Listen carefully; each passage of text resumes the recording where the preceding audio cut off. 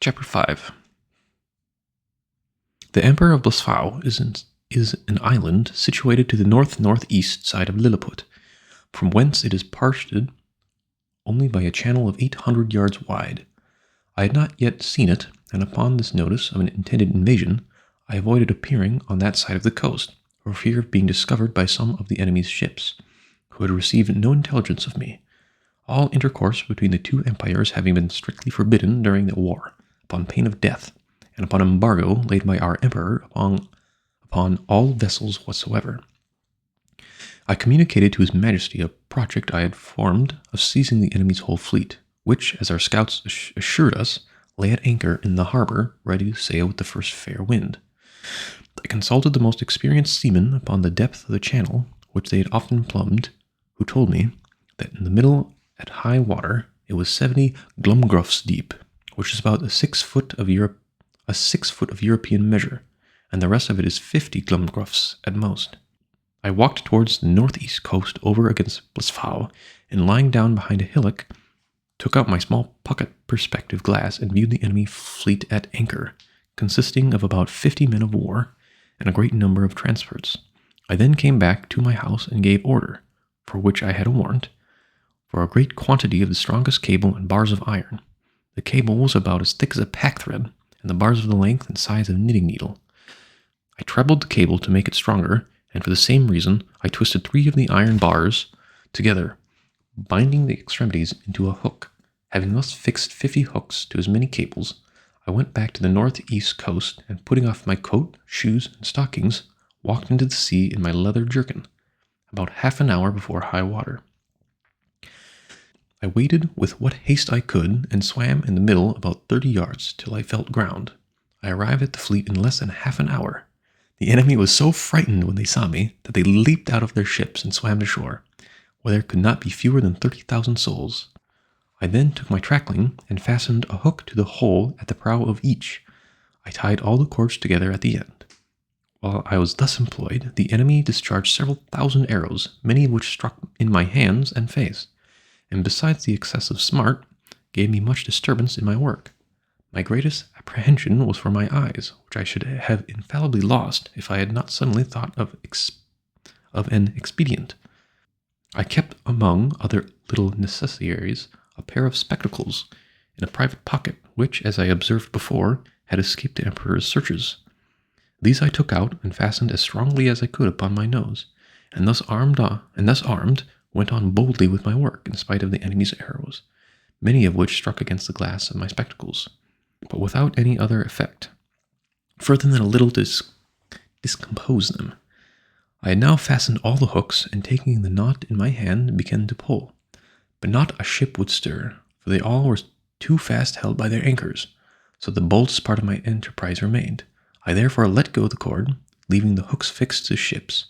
I resolutely cut with my knife the cables that fastened the anchors, receiving above 200 shots in my face and hands. Then I took up the knotted end of the cables to which my hooks were tied, and with great ease drew 50 of the enemy's largest men of war with me. The Blefuscudians, who had not the least imagination of what I intended, were at first confounded with astonishment. They had seen me cut the cables, and thought my design was only to let the ships run adrift, or fall foul on each other. But when they perceived the whole fleet moving in order, and saw me pulling at the end, they set up such a scream of grief and despair that it is almost impossible to describe or conceive. When I had got out of danger, I stopped a while to pick out the arrows that stuck in my hands and face, and rubbed on some of the same ointment that was given to me on my first arrival. As I have formerly mentioned. I then took off my spectacles, and waiting about an hour till the tide had fallen a little, I waded through the middle with my cargo, and arrived safe at the royal port of Lilliput. The emperor and his whole court stood on the shore expecting the issue of this great adventure. They saw the ships move forward in a large half-moon, but could not discern me, who was up to my breast in water. When I advanced to the middle of the channel, they were yet in more pain because I was under the water to my neck. The emperor concluded me to be drowned, and the enemy's fleet was approaching in a hostile manner. But he soon eased his fears, for the channel growing up shallower every step I made, I came out a short time within hearing, and holding up the end of the cable by which the fleet was fastened, I cried in a loud voice, Long live the most puissant emperor of Lilliput! This great prince received me at the landing with all possible encomiums, and created me a nardak upon the spot, which is the highest title of honor among them. His Majesty desired I would take some other opportunity of bringing all the rest of his enemies' ships into his ports, and so unmeasurable is the ambition of princes that he seemed to think of nothing less than reducing the whole Emperor of Blesfau into a province, and governing it only by a viceroy, of destroying the big Indian exiles and compelling that people to break the smaller end of their eggs, by which he would remain the sole monarch of the world. But I endeavored to divert him from this design by many arguments drawn from the topics of policy as well as justice, and I plainly protested that I would never be an instrument of bringing a free and brave people into slavery. And when the matter was debated in council, the wisest part of the ministry were of my opinion. This open, bold declaration of mine was so opposite to the schemes and politics of his imperial majesty that he could never forgive it.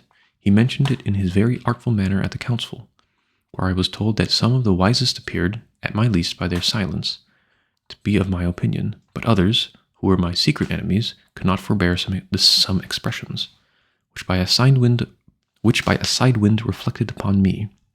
And from this time began an intrigue between his majesty and a junto of ministers maliciously bent against me, which broke out in less than 2 months, and had like to have ended in my utter destruction. Of so little weight are the greatest services to princes, when put into the balance with a refusal to gratify their passions.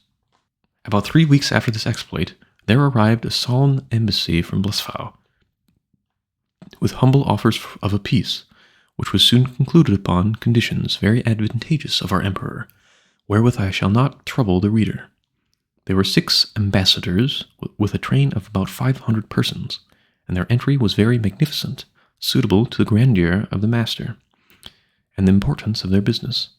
When their treaty was finished, wherein I did them several good offices by the credit I now had, or at least appeared to have at court, their excellencies, who were privately told how much I had been their friend, made me visit in form. They began with many compliments upon my valor and generosity, invited me to that kingdom in the emperor, their master's name, and desired me to show them some proofs of my prodigious strength, of which they had heard so many wonders, wherein I readily obliged them, but shall not trouble the reader with the particulars.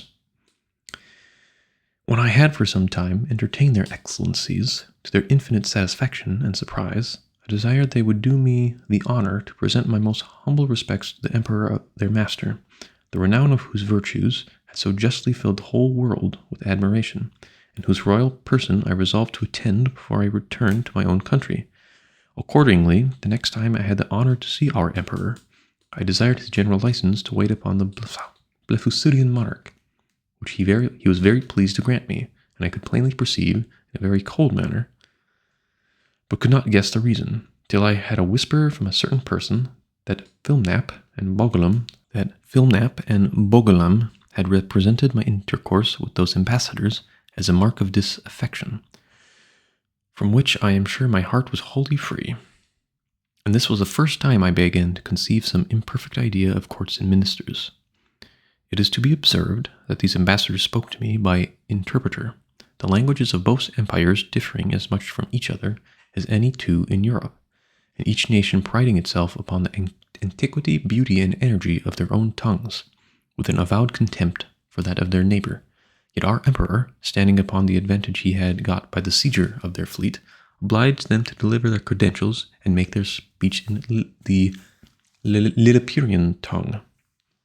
And it must be confessed that from the great intercourse of trade and commerce between both realms, from the continual reception of the exiles, which is mutual among them, and from the custom in each empire to send their young nobility and richer gentry to the other, in order to polish themselves by seeing the world and understanding men and manners, there are few persons of distinction, or merchants, or seamen, who dwell in the maritime parts. But what can hold conversation in both tongues, as I found some weeks after, when I went to pay my respects to the Emperor of Blesfau, which in the midst of great misfortunes, though the malice of my enemies, proved very happy adventure to me, as I shall relate in its proper place. The reader may remember upon when I signed those articles upon which I recovered my liberty. There were some which I disliked upon account of their being too servile. Neither could anything but extreme necessity have forced me to do submit. But being now a nardac of the highest rank in the empire, such offices were looked upon as below my dignity, and their emperor, to do him justice, never once mentioned them to me. However, it was not long before I had opportunity of doing His Majesty, at least, I had then thought, a most signal service. I was alarmed at midnight when the cries of many hundreds of people at my door, by which being suddenly awakened, I was in some kind of terror. I heard the word burglum repeated incessantly. Several of the emperor's court, making their way through the crowd, entreated me to come immediately to the palace, where her imperial majesty's apartment was on fire by the carelessness of a maid of honor, who fell asleep while she was reading a romance. I got up in an instant, and orders being given to clear the way before me, and it being likewise in a moonshine night, I made a shift to get to the great palace without trampling on any of the people. I found they had already applied ladders to the walls of the apartment, and were provided with buckets, but the water was some distance. These buckets were about the size of a large thimble, and the poor people supplied me with them as fast as they could. But the flame was so violent that they did little good. I might easily have stifled it with my coat, which I unfortunately left behind me for haste, and came away only in my leathern jerkin. The case seemed wholly desperate and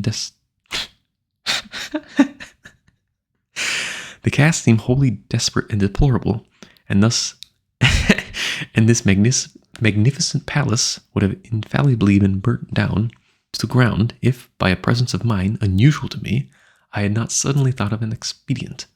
I had the evening before drunk plentifully of a most delicious wine called Glimmergrim. The Blissfurians call it flunk, but ours is esteemed the better sort, which is very diuretic. By the luckiest chance in the world, I had not discharged myself of any part of it. In 3 minutes, the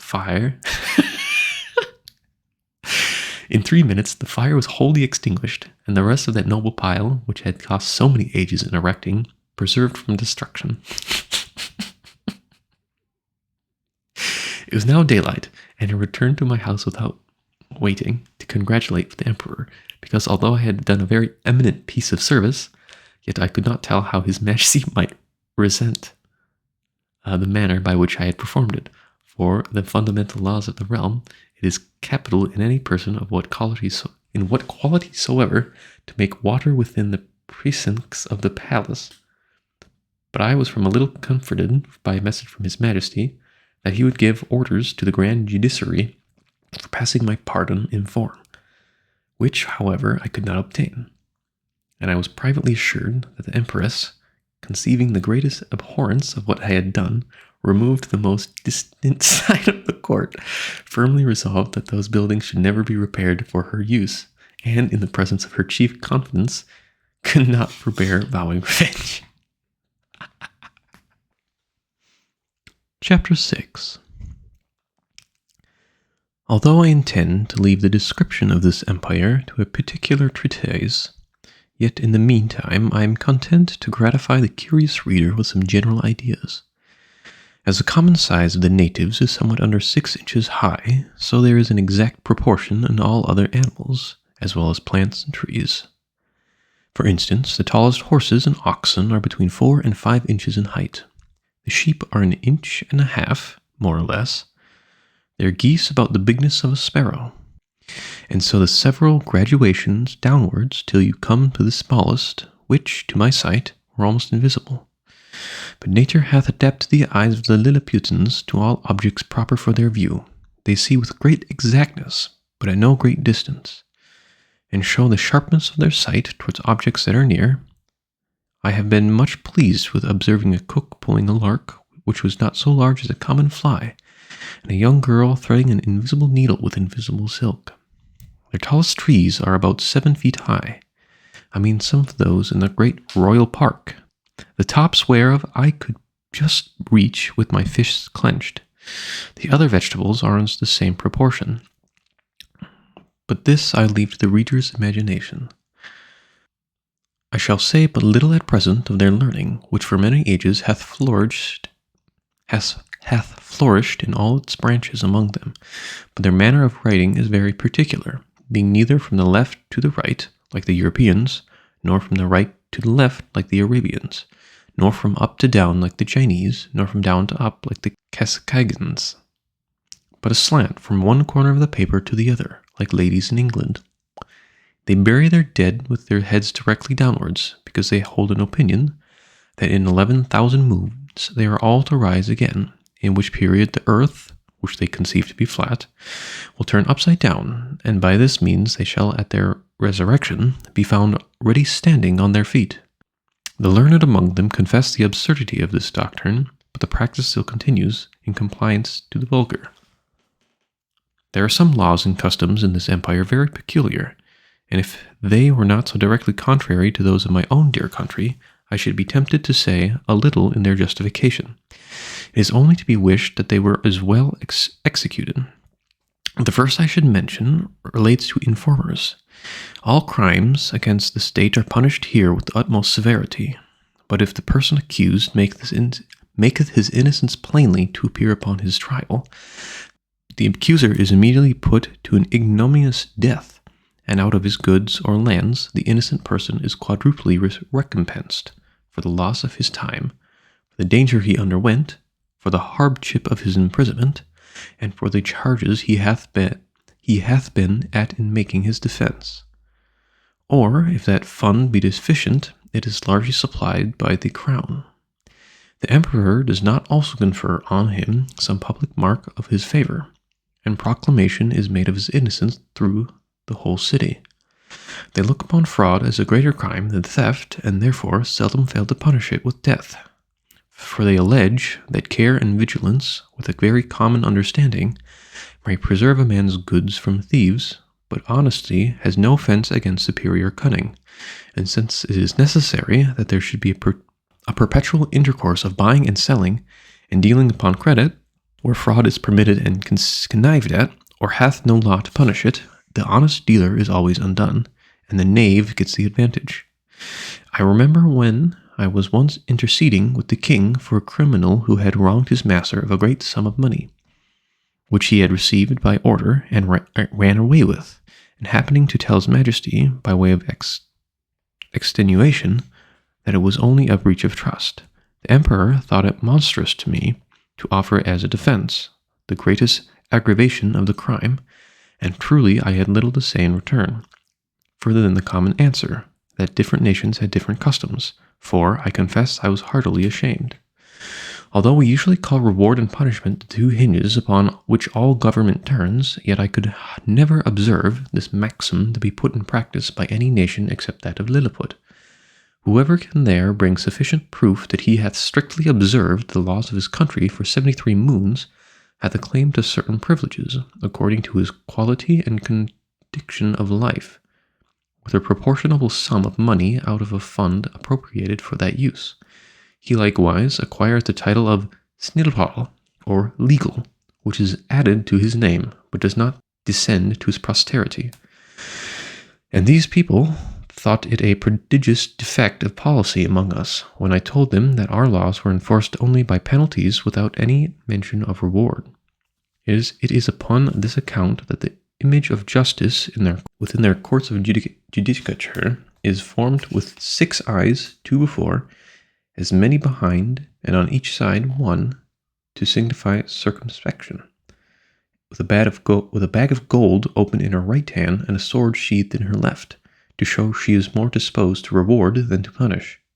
In choosing persons for all employments, they have more regard to good morals than to great abilities, for, since government is necessary to mankind, they believe that the common size of a human understandings is fitted to some station or other, and that Providence never intended to make the management of public affairs a mastery to be comprehended only by a few persons of sublime genius, of which there seldom are but 3 born in an age, but they suppose truth, justice, temperance, and the like to be in every man's power, the practice of which virtues, assisted by experience and good intention, would qualify any man for the service of his country, except where a course of study is required. But they thought the want of moral virtues was so far from being supplied by superior endowments of the mind that employments could never be put unto such dangerous hands as those of persons so qualified, and at least that the mistakes committed by ignorance in a virtuous disposition would never be of such fatal consequence to the public weal as the practices of a man whose inclinations led him to be corrupt, and had abilities to manage and multiply and defend his corruptions. In like manner, the disbelief of a divine providence renders a man incapable of holding any public station. For, since kings avow themselves to be the deputies of providence, the Lilliputians think nothing can be more absurd than a prince to employ such men as disown the authority under which he acts. In relating these and the following laws, I would only be understood to mean the original institutions and not the most scandalous corruptions into which these people are fallen by the degenerate nature of man. For as to that infamous practice of acquiring great employments by dancing on the ropes or badges of favor, and distinction by leaping over sticks and creeping under them, the reader is to observe that they were first introduced by the grandfather of the emperor now reigning, and grew to the present height by the gradual increase of party and faction. Ingratitude is among them a capital crime, as we read it to have been in some other countries, for they reason thus, that whoever makes ill returns to his benefactor, must needs be a common enemy to the rest of mankind, from whom he hath received no obligation, and therefore such a man is not fit to live. Their notions relating to the duties of parents and children differ extremely from ours, for since the conjunction of male and female is founded upon the great law of nature, in order to propagate and continue the species, the Lilliputians, who will needs have it that men and women are joined together, like other animals, by the motives of concupiscence, and that their tenderness toward their young proceeds from the like natural principle, for which reason they will never allow that a child is under any obligation to his father for begetting him, or his mother for bringing him into the world, which, considering the miseries of human life, was neither a benefit in itself, nor intended so by his parents, whose thoughts were their love encounters were otherwise employed. Upon these and the like reasonings, their opinion is that parents are the last of all others to be trusted with the education of their own children, and therefore they have in every town public nurseries, where all parents, except cottagers and laborers, are obliged to send their infants of both sexes to be reared and educated when they come of age of 20 moons, at which time they are supposed to have some rudiments of docility. These schools are of several kinds, suited to different qualities and to both sexes. They have certain professors well skilled in preparing children for such a condition of life as befits the rank of their parents and their own capabilities as well as inclinations. I shall first say something of the male nurseries, and then of the female. The nurseries for males of noble or eminent birth are provided with grave and learned professors, and their several deputies. The clothes and food of the children are plain and simple. They are bred up in the principles of honor, justice, courage, modesty, clemency, religion, and love of their country. They are always employed in some business, except in the times of eating and sleeping, which are very short, and 2 hours for diversions, consisting of bodily exercises. They are dressed by men till 4 years of age, and are obliged to dress themselves, although their quality be ever so great, and the women attendants, who are aged proportionately to ours at 50, perform only the most menial offices. They are never suffered to converse with servants, but go together in small or greater numbers to take their diversions, and always in the presence of a professor, or one of his deputies, whereby they avoid those early bad impressions of folly and vice to which our children are subject. Their parents are suffered to see them only twice a year. The visit is to last but an hour. They are always allowed to kiss the child at meeting and parting, but a professor, who always stands by on those occasions, will not suffer them to whisper or use any fondling expressions, or bring any presents of toys, sweetmeats, and the like. The pension from each family for the education and entertainment of a child, upon failure of due payment, is levied by the emperor's officers. The nurseries for children of ordinary gentlemen, merchants, traders, and handicrafts are managed proportionately after the same manner. Only those desired Only those designed for trades are put out apprentices at 11 years old, whereas those of persons of quality continue in their exercises till 15, which answers to 1 and 20 with us. But the confinement is gradually lessened for the last 3 years.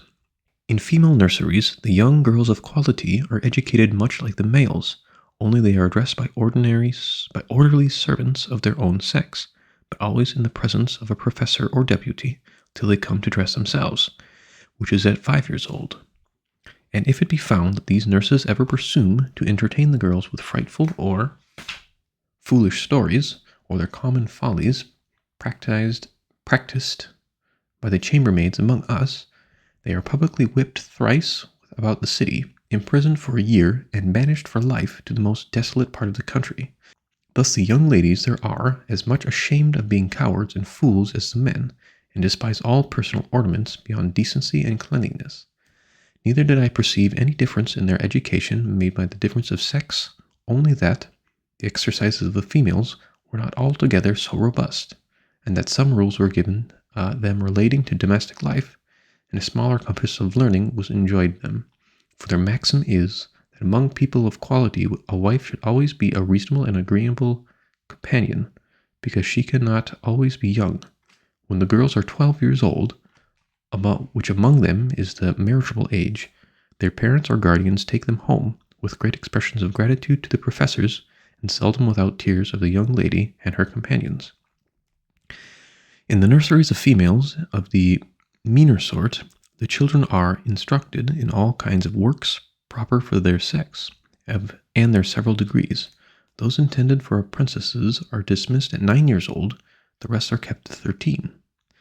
The meaner families, who have children at these nurseries, are obliged, besides their annual pension, which is as low as possible, to return to the steward of the nursery a small monthly share of their gettings, to be a portion for the child, and therefore all parents are limited in their expenses by the law.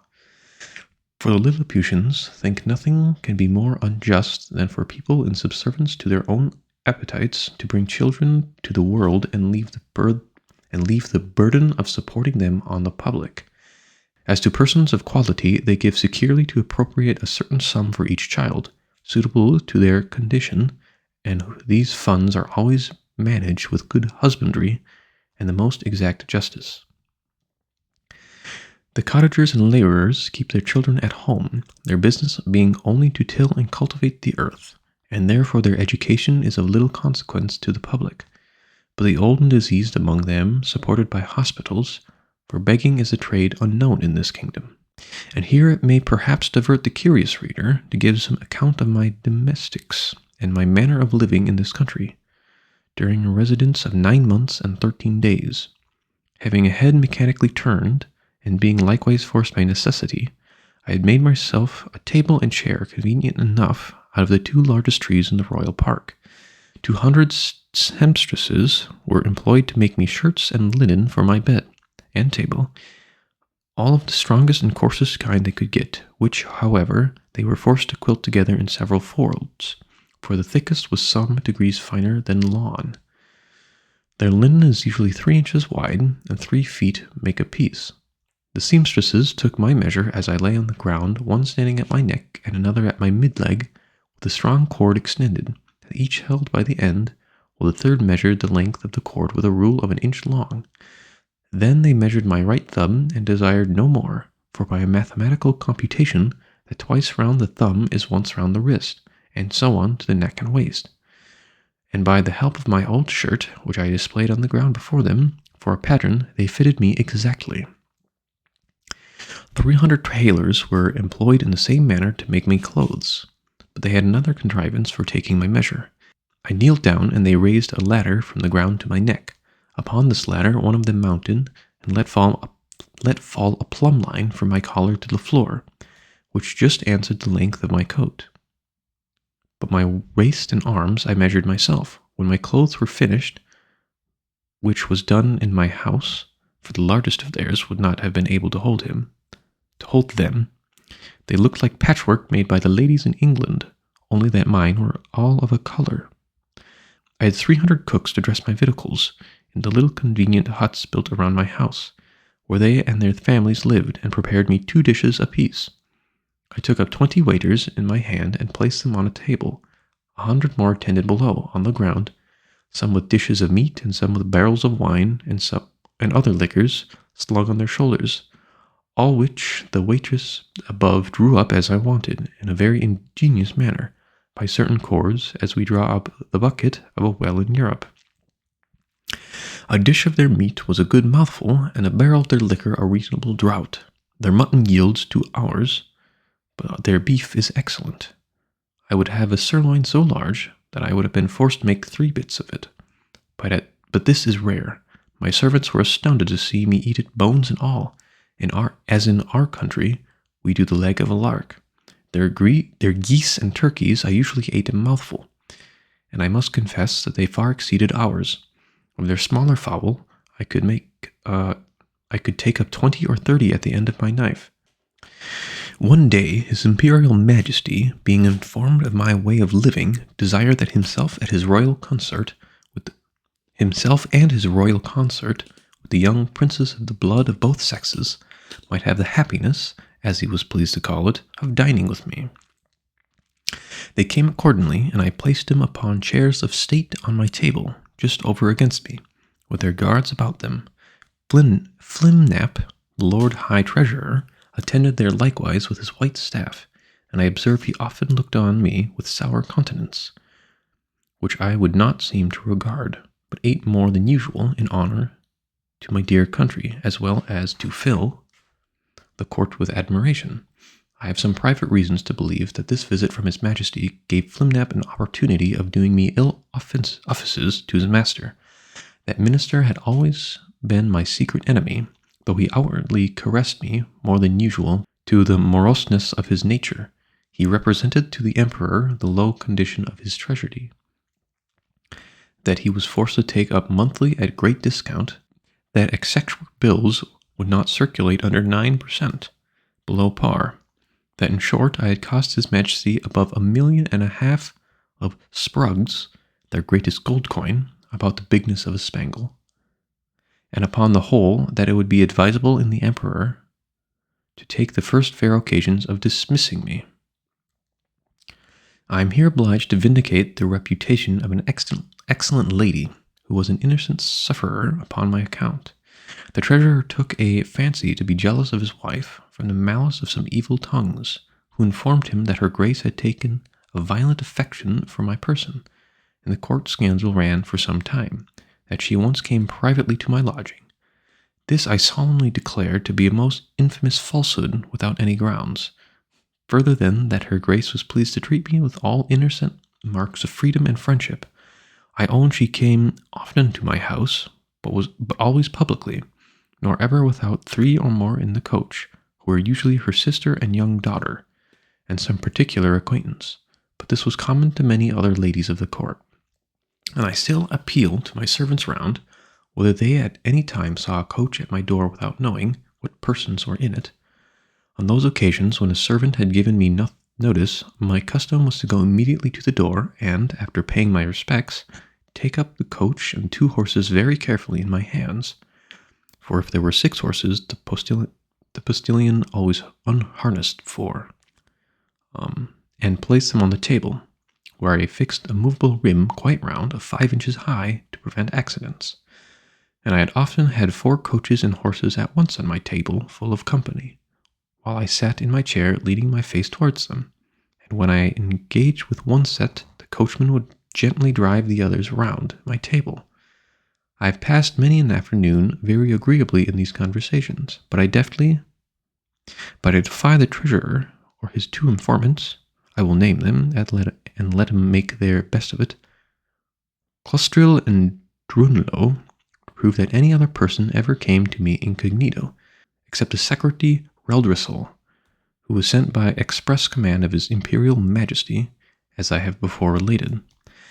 I should not have dwelt so long upon this particular, if it had not been a point wherein the reputation of a great lady is so nearly concerned, to say nothing of my own, though I then had the honor to be a Nardak, which the treasurer himself is not.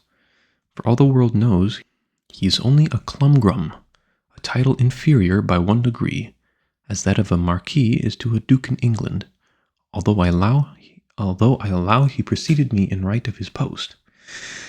These false informations, which I afterwards come to the knowledge of by an accident not proper to mention, made Flimnap the treasurer show his lady for some time in ill countenance, and made me a worse. Although he were at least undeceived and reconciled to her, yet I lost all credit with him and found my interest decline very fast with the emperor himself, who was indeed too much governed by that favorite. Chapter 7. Before I proceed to give an account of my leaving this kingdom, it may be proper to inform the reader of a private intrigue which had been for 2 months forming against me. I had been hitherto all my life a stranger to courts, for which I was unqualified by the meanness of my condition. I had indeed heard and read enough of the dispositions of great princes and ministers, but never expected to have found such terrible effects of them so in remote a country, governed, as I thought, by very different maxims from those in Europe. When I was just preparing to pay my attendance on the Emperor of Blasphau, a considerable person at court, to whom I had been very serviceable at the time when he lay under the highest displeasure of his imperial majesty, came to my house very privately at night in a close chair, and without sending his name, desired admittance. The chairmen were dismissed. I put the chair, with his lordship in it, into my coat pocket, and gave orders to a trusty servant to say I was indisposed and had gone to sleep. I fastened the door of my house, placed the chair on the table, according to my usual custom, and sat down by it. After the common salutations were over, observing his lordship's countenance full of concern, and inquiring to the reason, he desired I would hear him with patience in a manner that highly concerned my honor and my life. His speech was to the following effect, for I took notes of it as soon as he left me.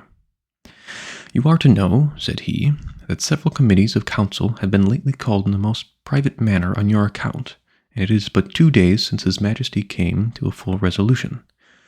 You are very sensible that Skyresh Bogolum, Galbert, or High Admiral, hath been your mortal enemy almost ever since your arrival. His original reasons I know not, but his hatred is much increased since your great success against Blasphau, by which his glory as admiral is obscured. This lord, in conjunction with Flimnap, the high treasurer, whose enmity against you is notorious on account of his lady, Limtock, the general, Lalcon the chamberlain, and Belmuff the grand justiciary, have prepared articles of impeachment against you for treason and other capital crimes. This preface made me so impatient, being conscious of my own merit and innocence, that I was going to interrupt, when he entreated me to be silent, and thus proceeded. Out of gratitude for favors you have done with me, I produced information of the whole proceedings and a copy of articles wherein I venture my head for your service. Articles of impeachment against Quimbus Flestrain, the Man Mountain. Article 1. Whereas, by a statute made in the reign of His Imperial Majesty, Calin Defar Plune, it is enacted that whoever shall make the water within the precincts of the royal palace shall be liable to the pains and penalties of high treason, notwithstanding the said Quimbus Flestrain, in open breach of the said law, under colour of extinguishing the fire kindled in the apartment of His Majesty's most dear imperial consort, did maliciously, traitorously, and devilishly, by discharge of his urine, put out the said fire kindled in the said apartment, lying and being within the precincts of the said royal palace, against the statute in the case provided, etc., against the duty, etc. Article 2. That the said Quimbus Flustrin, having brought the imperial fleet of Blasphau into the royal port, and being afterwards commanded Blasphau into the royal port, and being afterwards commanded by the imperial majesty to seize all the other ships of the said empire of Blasphau, and reduce the empire to a province, to be governed by a viceroy from hence, and to destroy and put to death not only all the big Endian exiles, but likewise all the people of that empire, who would not immediately forsake the big Endian heresy. He, the said Flestrain, like a false traitor against his most auspicious serene imperial majesty, did petition to be excused from the said service upon penance, upon pretense of unwillingness to force the conscience or destroy the liberties and lives of an innocent people. Article 3. That whereas certain ambassadors arrived from the court of Blesfau to sue for peace in his majesty's court, he, the said Flestrain, did, like a false traitor, aid, abet, comfort, and divert the said ambassadors, although he knew them to be servants of a prince who was lately an open enemy to his imperial majesty in an open war against his said majesty. Article 4. That the said Quimbus Flestrain, contrary to the duty of a faithful subject, is now preparing to make a voyage to the court and empire of Blesfau, for which he hath received verbal license from his imperial majesty, and under the colour of the said license doth falsely and traitorously intend to take the said voyage, and thereby to aid, comfort, and abet the emperor of Blesfau, so late an enemy, in an open war with the imperial majesty aforesaid. There are some other articles, but these are the most important, of which I have read you in abstract. In the several debates upon this impeachment, it must be confessed that his majesty gave many remarks of his great leniency, often urging the services you have done him, endeavoring to extenuate your crimes. The treasurer and admiral insisted that you should be put to the most painful and ignominious death by setting fire on your house at night, and the general, who was attended with him 20,000 men armed with poisoned arrows, to shoot you in the face and hands. Some of your servants were to have private orders to stew a poisonous juice on your shirts, which would soon make you tear your own flesh and die in the utmost torture. The general came into the same opinion, so that for a long time there was a majority against you. But his majesty, resolving, if possible, to spare your life, at last bought off the chamberlain. Upon this instant, Reldresal, the principal secretary for private affairs, who always approved of himself your true friend, was commanded by the emperor to deliver his opinion, which he accordingly did, and therein justified the good thoughts you have of him.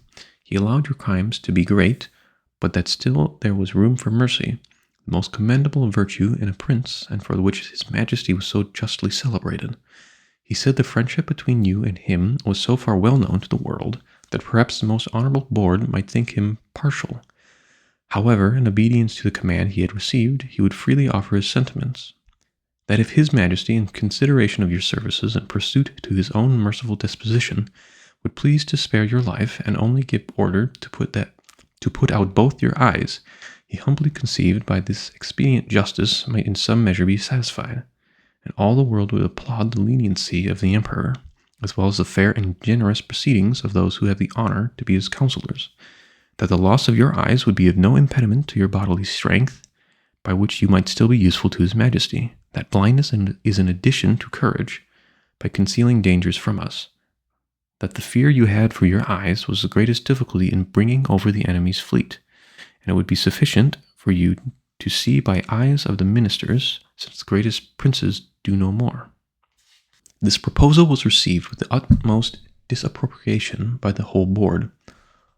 Bolgolam, the admiral, could not preserve his temper, but rising up in fury, said he wondered how the secretary durst presume to give his opinion for preserving the life of a traitor, that the services you had performed were, by all true reasons of state, the great aggravation of your crimes, that you, who were able to extinguish the fire by discharge of urine in her majesty's apartment, which he mentioned with horror, might at another time raise an inundation by the same means to drown the whole palace, and the same strength was enabled you to bring over the enemy's fleet might serve upon the first discontent to carry it back, that he had good reasons to think you were a big Indian in your heart, and as treason begins in the heart before it appears in overt acts, so he accused you as a traitor on that account, and therefore insisted you should be put to death.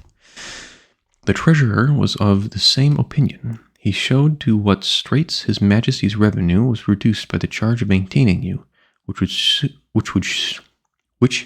would soon grow insupportable, that the security's expedient of putting out your eyes was far from being a remedy against this evil, and would probably increase it, as it is a manifest of the common practice of blinding some kind of fowl, after which they fed the faster, and grew sooner fat, that his sacred majesty and the council, who are your judges, were in their own consciences fully convicted of your guilt, which was a significant argument condemn you to death, without the formal proofs required by the strict letter of the law.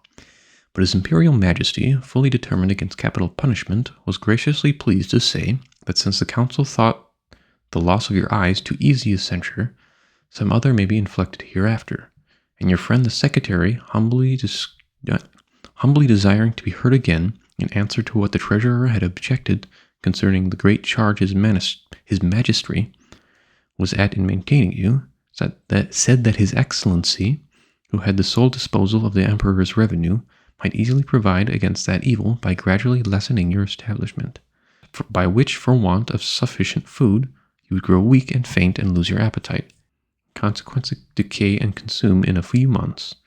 Neither would the stench of your carcass be then so dangerous that it should be more than half diminished, and immediately upon your death, 5,000 or 6,000 of His Majesty's subjects might, in 2 or 3 days, cut your flesh from your bones and take it away by cartlords, and bury it in distant parts to prevent infection, leaving the skeleton as a monument of admiration to posterity.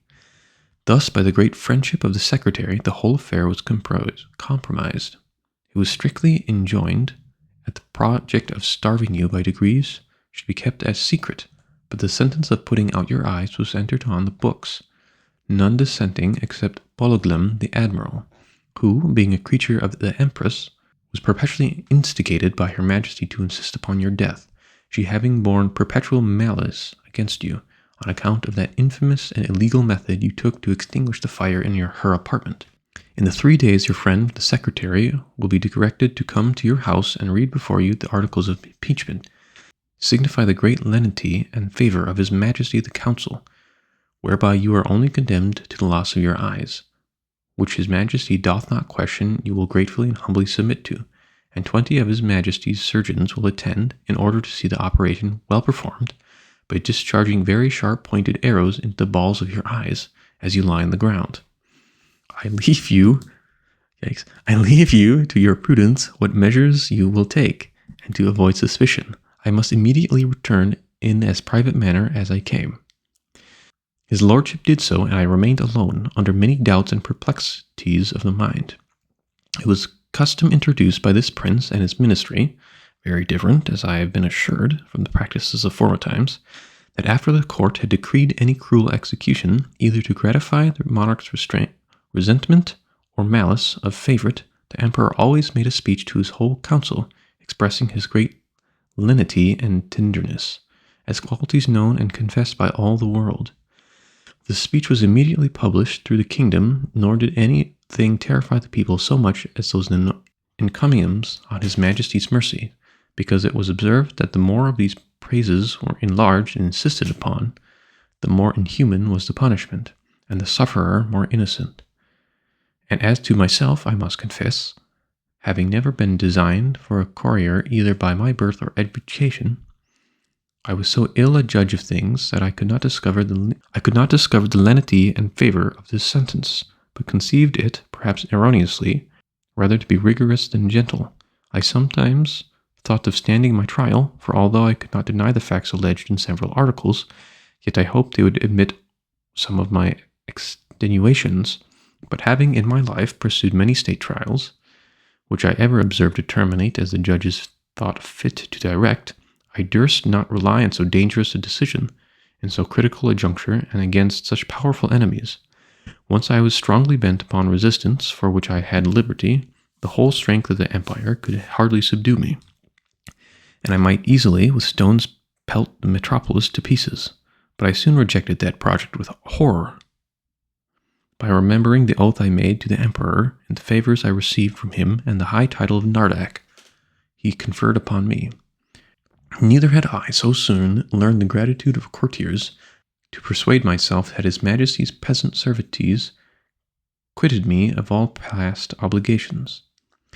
At last I fixed upon a resolution, for which it is probable I may incur some censure, and not so unjustly, I confess I own the preserving my eyes and consequently my liberty to my own great rashness and want of experience, because if I had then known the nature of princes and ministers, I would have since observed in many other courts and their methods of treating criminals less obnoxious than myself, I should with great alacrity and readiness have submitted to so easy a punishment, but hurried on by the precipitancy of youth, and having his imperial majesty's license to pay my attendance upon the emperor for Blissfau, I took this opportunity, before the 3 days were elapsed, to send a letter to my friend the secretary, signifying my resolution of setting out that morning for Blissfau, pursuant to the leave I had got, and without waiting for an answer. I went to that side of the island where our large fleet lay. I seized a large man of war, tied a cable to the prow, and, lifting up the anchors, I stripped myself, put my clothes, together with my coverlet, which I brought under my arm, into the vessel, and drawing it after me, between wading and swimming, arrived at the royal part of Blissfau, where the people had long expected me. They lent me 2 guides to direct me to the capital city, which is of the same name. I held them in my hand till I came within 200 yards of the gate, and desired them to signify my arrival to one of the secretaries, and let him know I there waited his majesty's commands. I had an answer in about an hour, that his majesty, attended by the royal family and great officers of the court, was coming out to receive me. I advanced 100 yards. The emperor and his train alighted from their horses, the empress and ladies from their coaches, and I did not perceive they were in any fright or concern. I lay on the ground to kiss his majesty's and the empress's hand. I told his majesty that I was come according to my promise, and with the license of the emperor, my master, to have the honor of seeing so mighty a monarch, and offer him any service in my power, consistent with my duty to my own prince, not mentioning a word of my disgrace, because I had hitherto no regular information of it, and might suppose myself wholly ignorant of any such design. Neither could I reasonably conceive that the emperor would discover the secret while I was out of his own power, wherein, however, it soon appeared I was deceived. I should not trouble the reader with this particular account of my reception at this court, which was suitable to the generosity of so great a prince, nor of the difficulties I was in for want of a house and bed, being forced to lie on the ground, wrapped up in my coverlet. Chapter 8. 3 days after my arrival, walking out of curiosity to the northeast coast of the island, I observed about half a league off, in the sea, somewhat that looked like a boat overturned. I pulled off my shoes and stockings, and wading 200 or 300 yards, I found the object to approach nearer by force of the tide, and then plainly saw it to be a real boat, which I supposed might, by some tempest, have been driven from a ship. Whereupon I returned immediately towards the city, and desired his imperial majesty to lend me 20 of the tallest vessels he had left after the loss of his fleet, and 3,000 seamen under the command of his vice-admiral. This fleet sailed round, while I went back the shortest way to the coast, where I first discovered the boat. I found the tide had driven it still nearer. The seamen were all provided with cordage, which I had beforehand twisted to sufficient strength. When the ships came up, I stripped myself and waited till I came within 100 yards of the boat, after which I was forced to swim till I got up to it.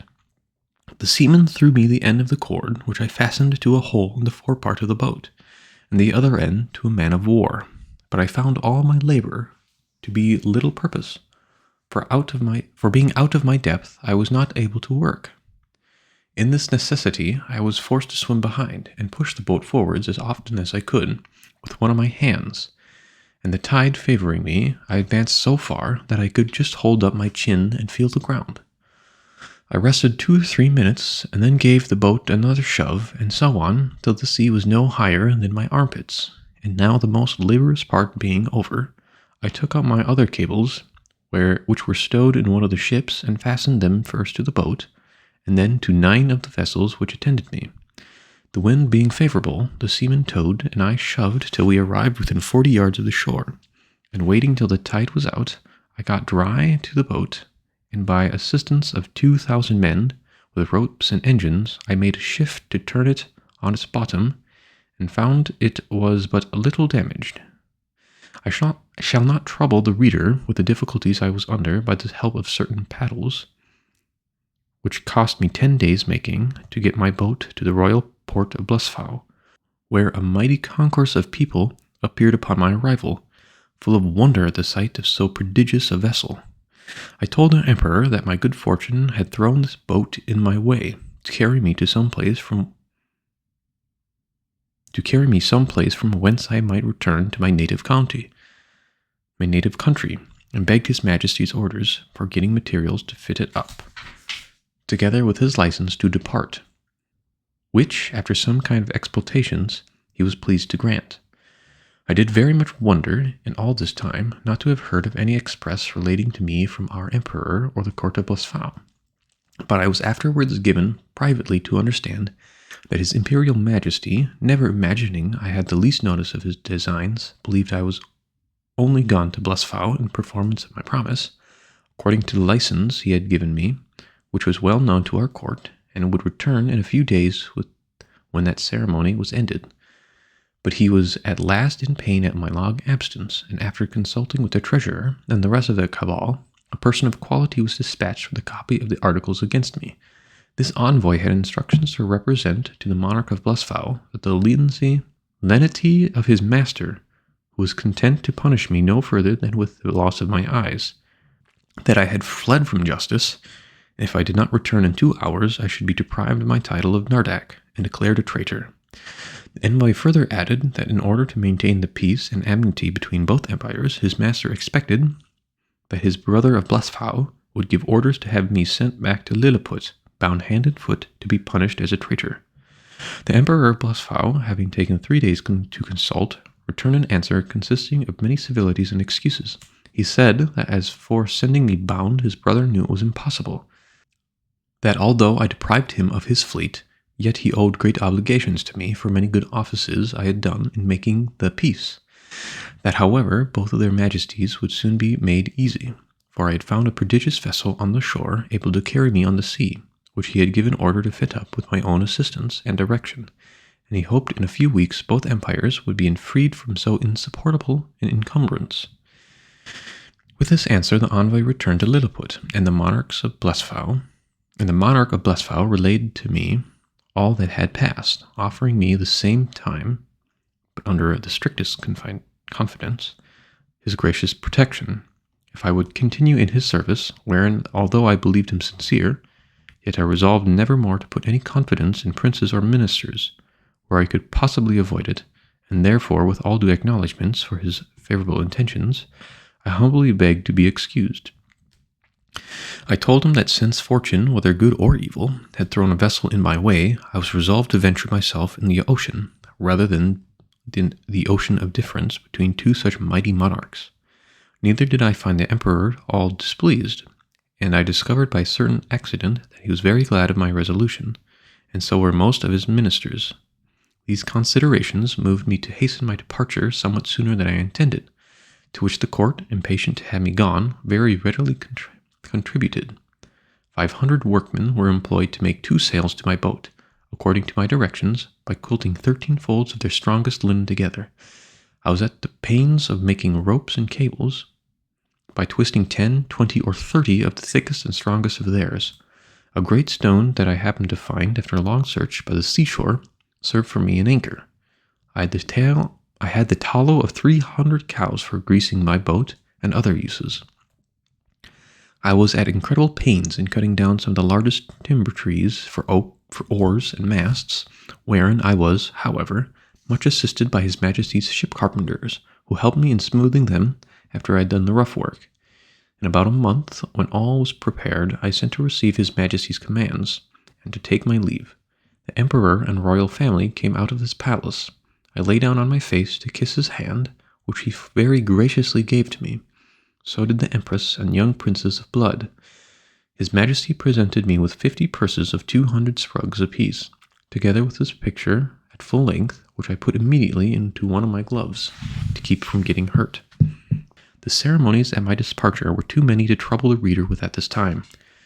I stored the boat with the carcasses of 100 oxen and 300 sheep, with bread and drink proportionable, and as much meat ready dressed for 400 cooks could provide. I took with me 6 cows and 2 bulls alive, with as many ewes and rams, intending to carry them to my own country and propagate them to breed. And to feed them on board, I had a good bundle of hay and a bag of corn. I would gladly have taken a dozen of the natives, but this was a thing that the emperor would by no means permit, and besides a diligent search into my pockets, his majesty engaged my honor not to carry away any of his subjects, although with their own consent and desire. Having thus prepared all things as well as I was able, I set sail on the 24th day of September, 1701, at 6 in the morning, and when I had gone about 4 leagues to the northward, the wind being at southeast at 6 in the evening, I descried a small island about half a league to the northwest. I advanced forward and cast anchor on the lee side of the island, which seemed to be uninhabited. I then took some refreshment and went to my rest. I slept well, and I conjecture that at least 6 hours I found the day broke in 2 hours after I woke. It was a clear night. I ate my breakfast before the sun was up, and heaving the anchor, the wind being favorable, I steered the same course that I had done the day before, wherein I was directed by my pocket compass. My intention was to reach, if possible, one of those islands which I had reason to believe lay to the north, east of Van Diemen's Land. I discovered nothing all that day, but upon the next, about 3 in the afternoon, when I had by my computation made 24 leagues from Blesfow, I descried a sail steering to the southeast. My course was due east. I hailed her, but could get no answer. Yet I found I gained upon her, for the wind slackened. I made all the sail I could, and in half an hour she spied me, hung out her ancient, and discharged a gun. It is not easy to express the joy I was in upon the unexpected hope of once more seeing my beloved country, and the dear pledges I had left in it. The ship slackened her sails, and I came up with her between 5 and 6 in the evening, September 26th. But my heart leapt within me to see her English colours. I put my cows and sheep into my coat pockets and got on board with all my little cargo of provisions. The vessel was an English merchantman, returning from Japan by the North and South Seas. The captain, Mr. John Biddle of Deptford, a very civil man and an excellent sailor. We were now in the latitude of 30 degrees south. There were about 50 men in the ship, and here I met an old comrade of mine, one Peter Williams, who gave me a good character to the captain. This gentleman treated me with kindness, and desired I would let him know what place I came from last, and whither I was bound, which I did in a few words, but he thought I was raving, and that the dangers I underwent had disturbed my head, whereupon I took my black cattle and sheep out of my pocket, which after great astonishment clearly convinced him of my veracity. I then showed him the gold given to me by the Emperor of Blesfow, together with His Majesty's picture at full length, and some other rarities of that country. I gave him 2 purses of 200 sprugs each, and promised, when we arrived in England, to make him a present of a cow and sheep big with young. I shall not trouble the reader with a particular account of this voyage, which was very prosperous for the most part. We arrived in the Downs on the 13th of April, 1702. I had only one misfortune, that was the rats on board carried away one of my sheep. I found her bones in a hole, picked clean from the flesh. The rest of my cattle I got safe on shore, and set them a-grazing in a bowling green at Greenwich, where the fineness of the grass made them feed very healthily. Though I had always feared the contrary, neither could I possibly have preserved them in so long a voyage, if the captain had not allowed me some of his best biscuit, which rubbed into powder, and mingled with water, was their constant food. The short time I continued in England, I made a considerable profit by showing my cattle to so many persons of quality and others, and before I could begin my second voyage, I sold them for £600. Since my last return, I find the breed is considerably increased, especially the sheep, which I hope will provide much to the advantage of the wool manufacturer by the fineness of the fleeces. I stayed but 2 months with my wife and family, for my insatiable desire of seeing foreign countries would suffer me to continue no longer. I left £1,500 with my wife and fixed her in a good house at Redriff. My remaining stock I carried with me, part in money and part in goods, in hopes to improve my fortunes. My eldest uncle John had left me an estate in land near Epping of about £30 a year, and I had a long lease of the Black Bull in Fetter Lane, which yielded me as much more, so that I was not in any danger of leaving my family upon the parish. My son Johnny, named so after his uncle, was at the grammar school, and a towardly child. My daughter Betty, who is now well married and has children, was then at her needlework. I took leave of my wife and boy and girl, with tears on both sides, and went aboard the Adventure, a merchant ship of 300 tons, bound for Surat. Captain John Nicholas of Liverpool commander. But my account of this voyage must be referred to the second part of my travels. The end of Book 1.